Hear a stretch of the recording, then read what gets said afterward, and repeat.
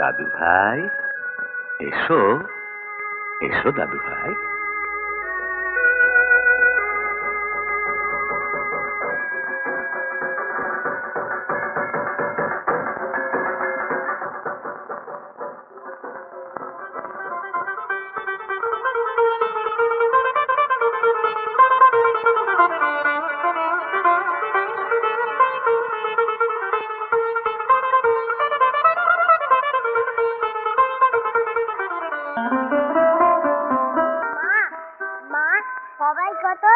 নতুন নতুন জামা পরে আছে,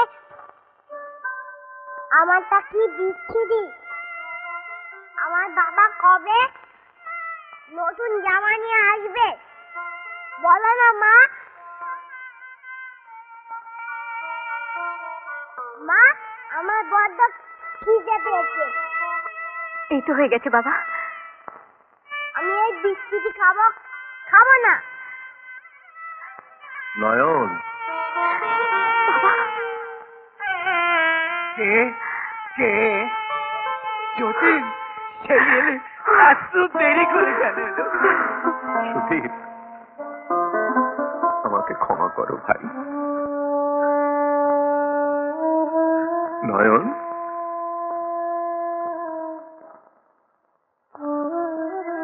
আমাকে মাফ কর মা।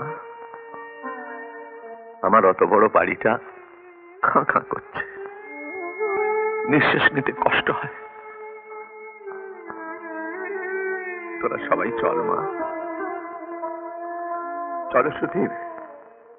আমরা দুই বুড়ো মিলে আমার দাদু ভাইকে মানুষ করব। যতীন তো ঠিক কথা বলেছে বৌমা, দাদু ভাই ওখানে গিয়ে থাকলে মানুষ হবে। আমি মাঝে মাঝে দেখে আসবো। তোমার জামাই ফিরলে এবার তোমার কাছে গিয়ে আমরা জোরে প্রণাম করে আসতাম, কিন্তু তোমার জামার মত ছাড়া আমি বাপের বাড়ি যেতে পারি না। আমি তুমি ক্ষমা করো বাবা। সেই যে বলেছিলে তোমার মেয়ে তোমার কাছে মরে গেছে, ভেবে নাও তোমার মেয়ে মরে গেছে।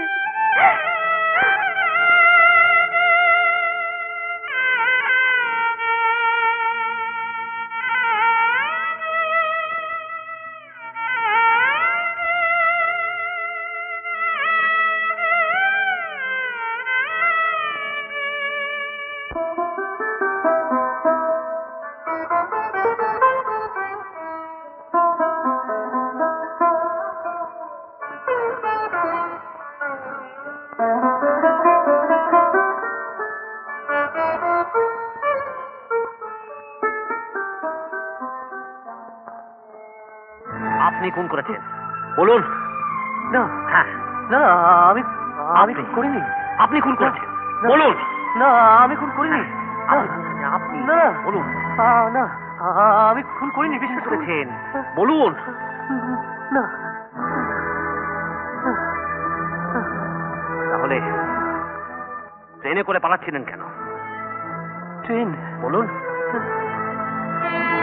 ট্রেনে করে পালাচ্ছিলেন কোথায় বলুন।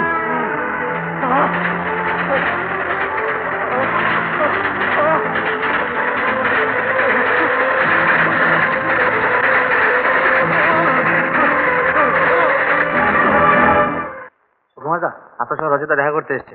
রজত? হ্যাঁ। তুমি একটু বাইরে যাও তো, পরে দেখা।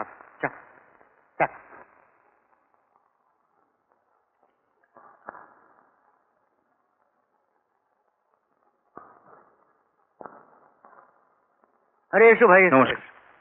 বসো। বোস। সুকুমার দা, ভালো। এ হচ্ছে জীবেন বোস, মানে আমাদের ওই রতনপুরের সরকারি হাসপাতালের কম্পাউন্ডার।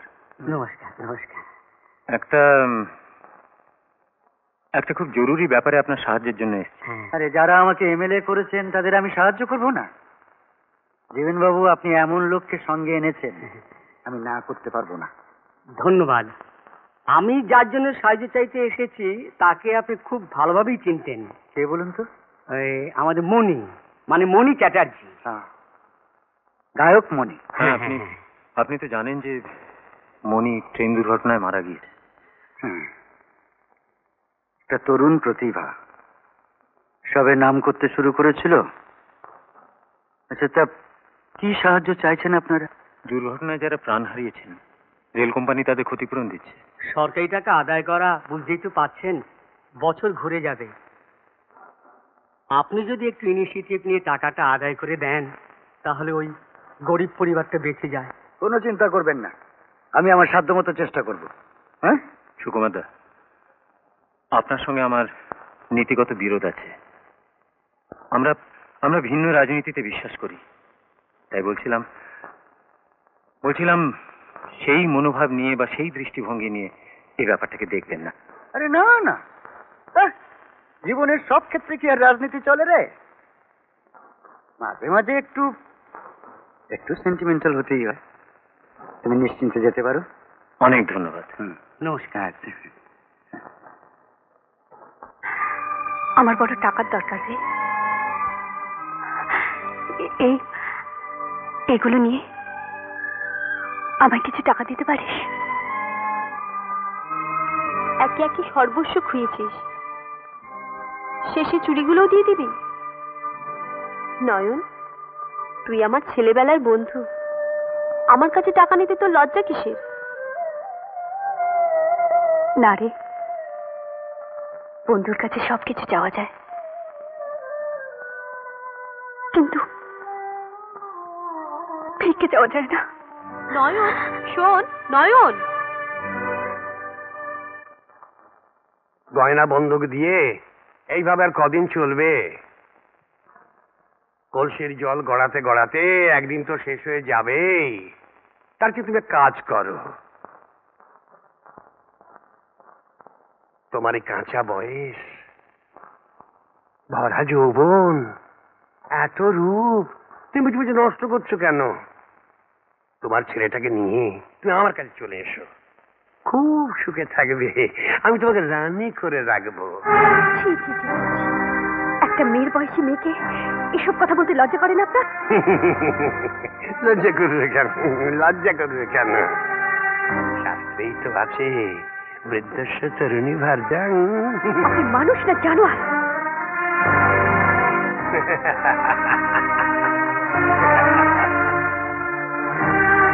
সতী লক্ষ্মী, পেটের জ্বালা বড় জ্বালা রে। দেখবো তোর সতীপনা কদিন থাকে।